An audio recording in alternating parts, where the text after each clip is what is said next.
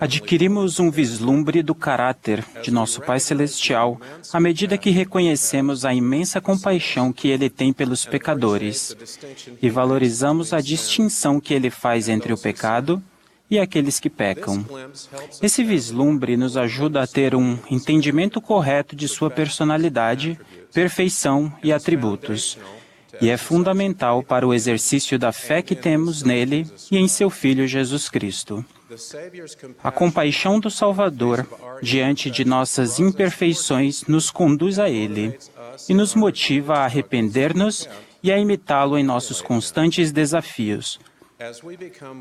Quando nos tornamos mais semelhantes a Ele, aprendemos a tratar o próximo como Ele trata, a despeito de qualquer característica ou comportamentos externos. O impacto de se distinguir entre as características externas de uma pessoa e a pessoa em si é o ponto central do romance Os Miseráveis, do autor francês Victor Hugo. No início do romance, o narrador apresenta Bienvenu Myriel, o bispo de Digne, e aborda um dilema enfrentado por ele. Deveria ele visitar um homem que é um ateu confesso e desprezado na comunidade devido a seu comportamento passado na Revolução Francesa? O narrador afirma que o bispo naturalmente poderia sentir uma profunda aversão pelo homem. Em seguida, o narrador faz uma simples pergunta: por acaso, a sarna da ovelha deve afastar o pastor? Respondendo pelo bispo, o narrador dá uma resposta definitiva: não. E então acrescenta um comentário bem-humorado: mas que ovelha era aquela? Nessa passagem, Victor Hugo compara a perversidade do homem com a doença de pele que tinham as ovelhas, e compara o bispo com um pastor que não se retira quando se depara com uma ovelha que está doente. O bispo é solidário e, posteriormente no romance, demonstra semelhante compaixão por outro homem, o protagonista do romance, um desprezado ex-presidiário, Jean Valjean. A misericórdia e empatia do bispo motivam Jean Valjean a mudar o rumo de sua vida. Uma vez que nas Escrituras Deus usa a doença como uma metáfora para o pecado, é justo perguntar: como Jesus Cristo reage quando se depara com nossas doenças metafóricas, nossos pecados? Afinal de contas, o Salvador disse que ele não pode encarar o pecado com o mínimo grau de tolerância. Então, como ele pode olhar para nós, imperfeitos como somos, sem se afastar com repulsa e aversão? A resposta é simples e clara. Sendo o bom pastor, Jesus Cristo enxerga a doença em suas ovelhas como uma condição em que necessitam de tratamento, de cuidado e de compaixão. Esse pastor, nosso bom pastor, encontra alegria ao ver suas ovelhas doentes progredirem até que sejam curadas. O Salvador previu que ele, como pastor, apacentaria o seu rebanho. A perdida buscaria, a desgarrada tornaria a trazer, a quebrada ataria e a enferma fortaleceria. Embora a Israel apóstata tenha sido retratada como sendo consumida por feridas, inchaços, chagas podres e morais, o Salvador incentivou, exortou e prometeu cura. O ministério mortal do Salvador foi verdadeiramente caracterizado pelo amor, pela compaixão e pela empatia. Ele não andou desdenhosamente pelas estradas empoeiradas da Galiléia e da Judéia, esquivando-se ao ver pecadores. Ele não desviava deles com extrema repulsa. Não. Ele comeu com eles. Ele ajudou e abençoou, elevou e edificou, e substituiu o medo e o desespero pela esperança e pela alegria. Como o verdadeiro pastor que é, ele nos busca e nos encontra para oferecer alívio e esperança. Compreender sua compaixão e seu amor nos ajuda a exercer fé nele, para nos arrependermos e sermos curados. O Evangelho de João registra o efeito da empatia do Salvador por um pecador. Os escribas e os fariseus levaram ao Salvador uma mulher apanhada em adultério. Os acusadores insinuaram que ela deveria ser apedrejada, em conformidade com a lei de Moisés.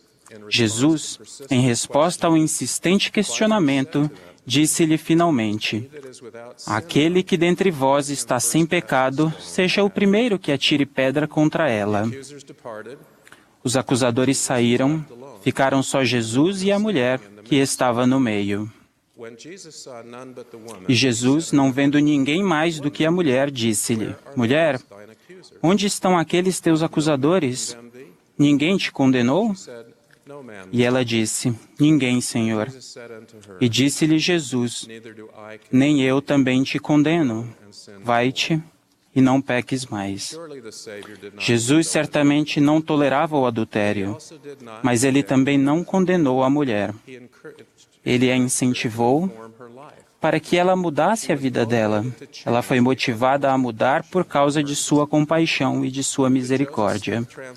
A tradução de Joseph Smith da Bíblia atesta seu decorrente discipulado. E a mulher glorificou a Deus a partir daquela hora e creu no nome dele. Embora Deus tenha empatia, não devemos erroneamente acreditar que Ele seja tolerante ou liberal com o pecado. Ele não é. O Salvador veio à Terra para nos salvar de nossos pecados e, sobretudo, não vai nos salvar em nossos pecados. Cícero, um hábil interrogador, tentou certa vez enganar a moleque ao perguntar: salvará ele seu povo em seus pecados? E a moleque respondeu-lhe e disse-lhe: digo-te que ele não salvará, porque lhe é impossível negar sua própria palavra. Ele não pode salvá-los em seus pecados. A moleque falou uma verdade fundamental. Para sermos salvos de nossos pecados, devemos aceitar as condições do arrependimento, que conduz ao poder do Redentor para a salvação de nossa alma. A compaixão, o amor e a misericórdia do Salvador nos conduzem a Ele. Por causa de sua expiação, já não nos sentimos realizados com o nosso estado pecaminoso. Deus é claro em relação ao que é correto e aceitável a Ele e ao que é errado e pecaminoso. Isso não acontece porque Ele deseja ter discípulos irracionais e cegos. Não, nosso Pai Celestial deseja que seus filhos consciente e prontamente decidam tornar-se semelhantes a Ele e qualifiquem-se para o tipo de vida que Ele desfruta. Dessa forma, seus filhos cumprem seu destino divino e tornam-se herdeiros de tudo que Ele possui. Por esse motivo, os líderes da Igreja não podem alterar os mandamentos ou a doutrina de Deus, agindo de modo contrário à vontade dele, a fim de torná-los populares ou convenientes. No entanto, em nossa jornada contínua para seguir Jesus Cristo, seu exemplo de bondade para com aqueles que pecam é particularmente instrutivo. Nós, que somos pecadores, devemos, assim como o Salvador, estender as mãos para outras pessoas com compaixão e com amor. Nosso papel também é auxiliar e abençoar, elevar e edificar, e substituir o medo e o desespero pela esperança e pela alegria. O Salvador repreendeu as pessoas que se afastavam dos que eram vistos como imundos e as que julgavam com superioridade outras pessoas, como sendo mais pecadoras do que elas. Essa foi a ênfase do Salvador direcionada a alguns que de si mesmos confiavam que eram justos e desprezavam os outros. Ele contou esta parábola. 2 homens subiram ao templo para orar, um fariseu e outro, um publicano. O fariseu, estando em pé, orava consigo desta maneira: ó Deus, graças te dou, porque não sou como os demais homens, roubadores, injustos e adúlteros, nem ainda como este publicano. Jejuo 2 vezes na semana e dou os dízimos de tudo quanto possuo. O publicano, porém, estando em pé, de longe, nem ainda queria levantar os olhos ao céu, mas batia em seu peito dizendo: ó Deus, tem misericórdia de mim, pecador. Jesus então concluiu: Digo-vos que este desceu justificado para a sua casa, e não aquele, porque qualquer que a si mesmo que se exalta será humilhado, e qualquer que a si mesmo se humilha será exaltado. A mensagem para nós é clara: um pecador arrependido se aproxima mais de Deus do que a pessoa presunçosa que condena o pecador. A tendência humana de ser presunçosa e crítica também estava presente na época de Alma. À medida que começaram a organizar a igreja mais plenamente, o povo da igreja começou a tornar-se orgulhosa. E o povo da igreja começava a engrandecer-se no orgulho de seus olhos.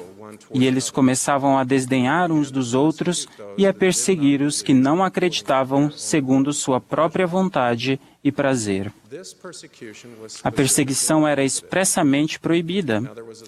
Ora, havia entre o povo da igreja uma lei severa que proibia a qualquer homem que pertencesse à igreja perseguir aqueles que não pertencessem à igreja, e proibia perseguições entre eles mesmos. O princípio orientador para os santos dos últimos dias é o mesmo. Não devemos ser culpados de perseguir qualquer pessoa, dentro ou fora da igreja. As pessoas que foram perseguidas por qualquer motivo sabem o que é injustiça e intolerância. Na adolescência, morando na Europa na década de 60, senti que estava sendo repetidamente criticado e maltratado devido ao fato de ser americano e de ser membro da igreja. Alguns de meus colegas de escola me tratavam como se eu fosse pessoalmente responsável por normas estrangeiras impopulares dos Estados Unidos. Também fui tratado como se minha religião fosse uma afronta para as nações em que morei, pois diferia da religião patrocinada pelo Estado. Posteriormente, em vários países no mundo todo, tive pequenos vislumbres de hediondez do preconceito e da discriminação sofrida por aqueles que são marcados por causa de sua raça ou de sua etnia. A perseguição vem de muitas formas: zombaria, assédio, intimidação, exclusão e isolamento, ou ódio para com outras pessoas. Precisamos nos proteger contra a intolerância, que levanta sua repulsiva voz contra aqueles que possuem opiniões diferentes. A intolerância se manifesta, em partes, na recusa em permitir equivalente liberdade de expressão. Todas as pessoas, inclusive as que possuem uma religião, têm o direito de expressar sua opinião em praça pública, mas ninguém tem o direito de ser cruel em relação aos outros quando essas opiniões são expressas. A história da Igreja oferece ampla evidência de nossos membros sendo tratados com ódio e com intolerância. Que irônico e triste seria se tratássemos outras pessoas do mesmo modo como fomos tratados.